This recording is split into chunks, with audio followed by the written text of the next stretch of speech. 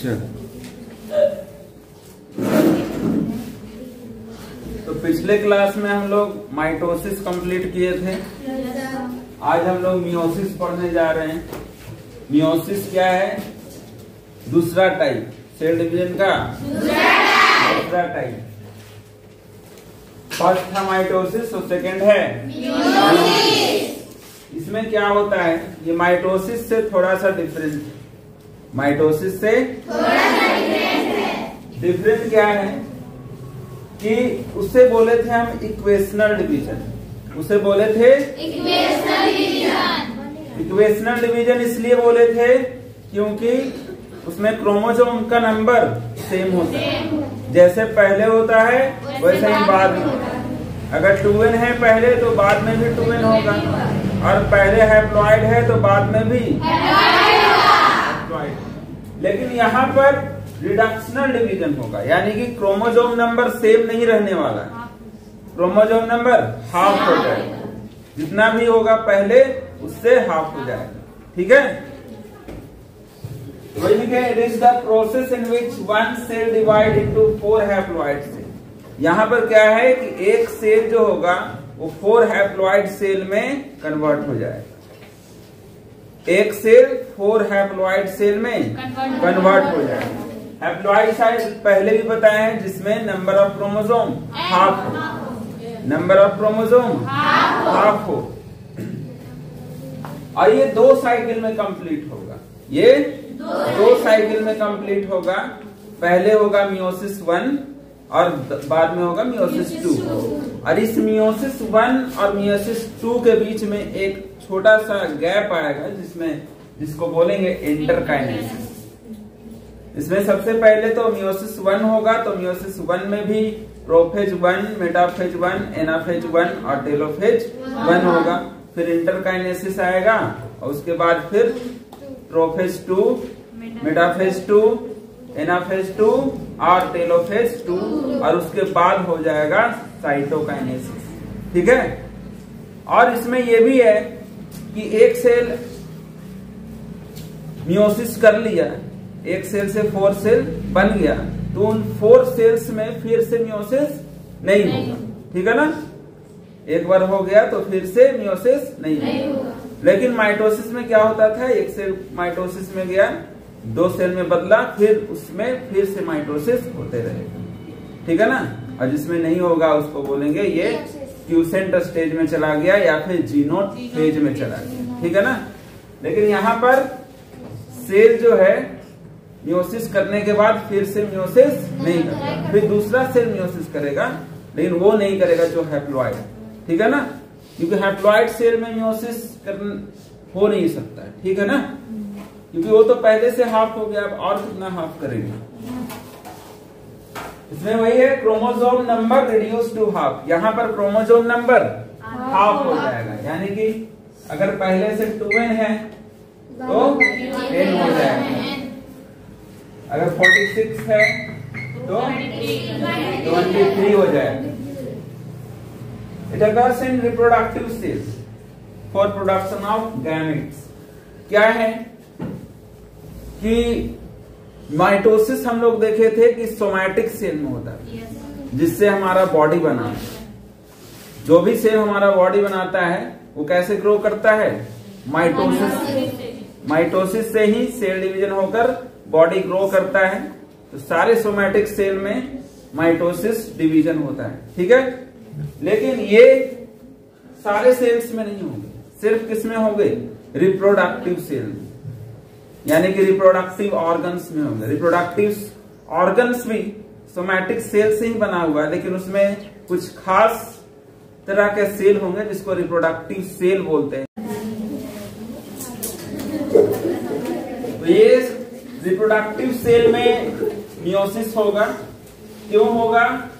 क्योंकि गैमेट्स जो है, गैमेट्स होता है हैप्लॉइड। गैमेट को बनाना है हमेशा हैप्लॉइड, और रिप्रोडक्टिव सेल जो होता है वो डिप्लॉइड होता है। तो रिप्रोडक्टिव सेल में मियोसिस होकर गैमेट कैसा हो जाएगा? हैप्लॉइड हो जाएगा। ठीक है ना, तो ये हमेशा रिप्रोडक्टिव ऑर्गन में होगा। रिप्रोडक्टिव ऑर्गन में उस सेल से होगा जो गैमेट बनाता है।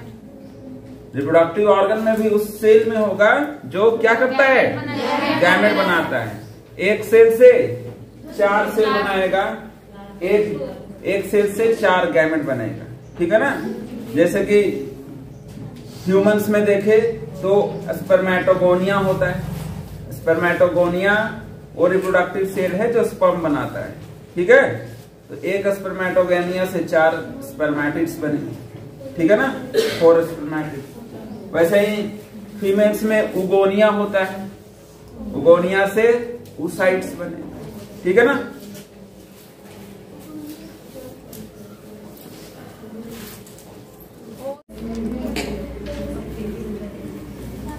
तो मियोसिस जो है वो 2 साइकिल में कंप्लीट होगा। फर्स्ट होगा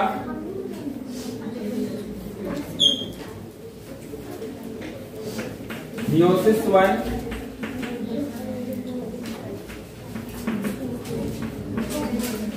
और सेकंड होगा मियोसिस।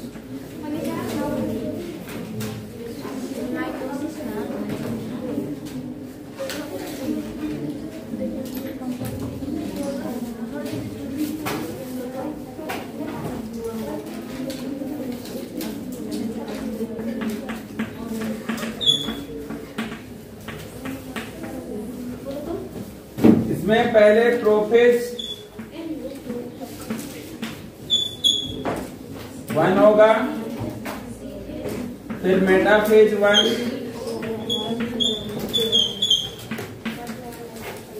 फिर एनाफेज 1, टेलोफेज 1, और इधर P2, A2, M2, A2, T2 और T2। इधर प्रोफेज 2, मेटाफेज 2, एनाफेज 2 और टेलोफेज 2, ठीक है। और बीच में होगा, दोनों के बीच में क्या होगा,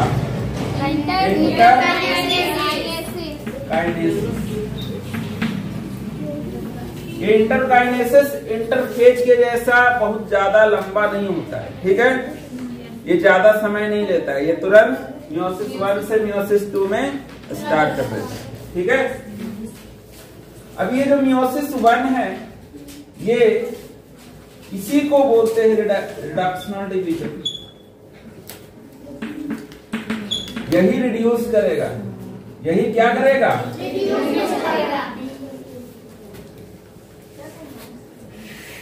यही क्या करेगा, रिड्यूस करेगा, रिड्यूस क्रोमोसोम को रिड्यूस करेगा। मियोसिस 1 में ही रिड्यूस हो जाएगा नंबर ऑफ क्रोमोसोम, ठीक है ना। और मियोसिस 1 को मियोसिस 2 ये सिमिलर टू किसके जैसा होता है, माइटोसिस। मियोसिस 2 जो है वो सिमिलर टू माइटोसिस होता है, यानी इसमें क्रोमोसोम नंबर जितना पहले से था, मियोसिस 1 में जितना क्रोमोसोम नंबर हुआ उतना ही क्रोमोसोम नंबर इसमें बाद में भी हो जाएगा। तो ये सिमिलर किसके जैसा होता है, माइटोसिस। और जो नंबर ऑफ क्रोमोसोम घटा है वो किसमें घटा है, मियोसिस 1, ठीक है ना। तो मियोसिस फर्स्ट रिडक्शनल डिवीजन है, लेकिन मियोसिस 2 इक्वेशनल डिवीजन ही है माइटोसिस के जैसा, ठीक है। माइटोसिस के जैसा ही याद रखना है। मियोसिस 2 को बोला जाता है माइटोसिस जैसा, जैसे प्रोफेज माइटोसिस में था वैसे ही इसमें भी होगा, ठीक है ना। ये चीज एकदम याद रखना है। मियोसिस 2 को माइटोसिस भी बोल, माइटोसिस के जैसा इक्वेशनल डिवीजन भी बोलते हैं, ठीक है ना, क्योंकि इसमें नंबर ऑफ क्रोमोसोम घटता नहीं है। घटता किसमें है, मियोसिस में।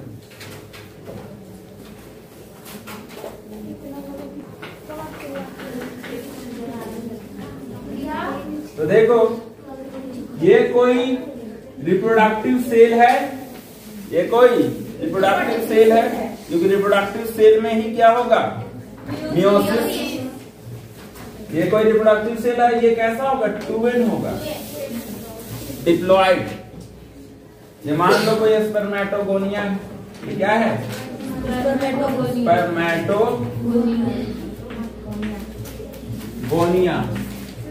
स्पर्मेटोगोनिया 2n है। अब इसमें मियोसिस होगा, मियोसिस फर्स्ट होगा, मियोसिस फर्स्ट। तो ये 2 सेल में बदलेगा और n, ठीक है ना। अब ये दोनों में क्या होगा, मियोसिस 2 होगा, इसमें क्या होगा, मियोसिस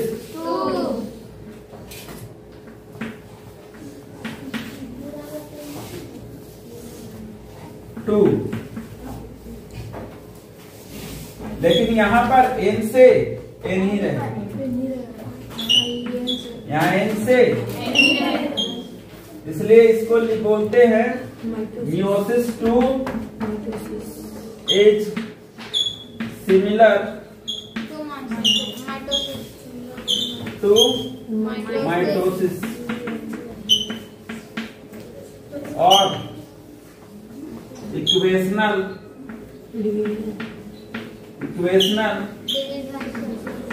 डिवीजन 2n था, 2n से n हो गया, मियोसिस 1 में। और फिर मियोसिस 2 में n जो था वो n ही रह गया, ठीक है ना। अब ये जो मियोसिस 2 है, मियोसिस, ये सेल मियोसिस 2 में जाने से पहले कहाँ जाता है, इंटरकाइनेसिस, ठीक है ना। एक गैप होता है जिसमें सेल डिवीजन नहीं करता है, ठीक है ना, और वो बहुत कम समय के लिए होता है, इंटरफेज के जैसा बहुत लंबा नहीं होता है, ठीक है ना।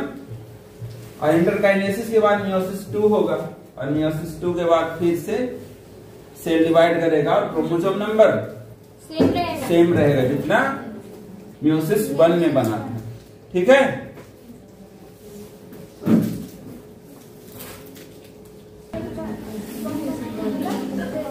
तो मियोसिस 1 और मियोसिस 2 में कंप्लीट होगा। और ये किसका प्रोसेस है, कैरियोकाइनेसिस का, ठीक है ना। कैरियोकाइनेसिस है ना, माइटोसिस और मियोसिस ये सब कैरियोकाइनेसिस। तो पहले होगा यहाँ पर meiosis 1, meiosis 1 first, meiosis first. और इसमें क्या होगा, पहले prophase 1, metaphase first, anaphase first और टेलोफेज फर्स्ट। लेकिन यहाँ पर जो प्रोफेज होगा वो माइटोसिस के जैसा नहीं होगा। जो क्रोमोसोम नंबर रिड्यूस होता है वो यहीं पर उसका प्रोसेस हो जाता है, ठीक है ना। मियोसिस कराने के पीछे 2 मकसद होता है, ठीक है ना। किसी भी सेल में मियोसिस कराने के पीछे 2 मकसद होता है। पहला कि नंबर ऑफ क्रोमोसोम हाफ करना है, नंबर ऑफ क्रोमोसोम, और दूसरा वेरिएशन लाना है। दूसरा क्या करना है, तो हम लोग जितने भी तरह के अलग अलग टाइप के लिविंग थिंग्स देखते हैं, प्लांट्स में भी बहुत तरह के प्लांट्स हैं, एनिमल्स भी बहुत तरह के हैं। तो इतने टाइप्स के एनिमल्स, इतने टाइप्स के प्लांट्स कैसे बने, उसका रीजन है मियोसिस। अगर मियोसिस नहीं होता तो वेरिएशन भी नहीं होता। मियोसिस वेरिएशन कराने के लिए जिम्मेदार है, और वो जो वेरिएशन जो भी होता है वो क्रोमोसोम के क्रॉसिंग ओवर के कारण होता है। और क्रोमोसोम क्रॉस ओवर कहाँ होता है, प्रोफेज 1 में। मतलब मियोसिस में जो भी चेंजेस होने वाले हैं वो प्रोफेज 1 में होगा। तो यहाँ का जो प्रोफेज है वो माइटोसिस से डिफरेंट है, माइटोसिस से डिफरेंट है। और इसमें बहुत सारे स्टेजेस भी है, जैसे माइटोसिस में बस प्रोफेज लिखकर छोड़ दिए थे और उसमें कंडेंसेशन ऑफ क्रोमोसोम हो गया था, ठीक है ना। लेकिन यहाँ पर 5 स्टेज में कंप्लीट होगा, लेप्टोटीन, जाइगोटीन, पैकेटीन, डिप्लोटीन और डाइकाइनेसिस, ठीक है ना। तो इसमें लिखेंगे सबसे पहले होगा लेप्टोटीन,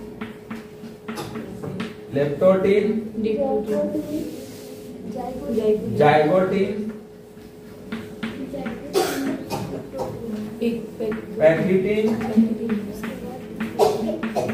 पैकेटीन, डिप्लोटीन,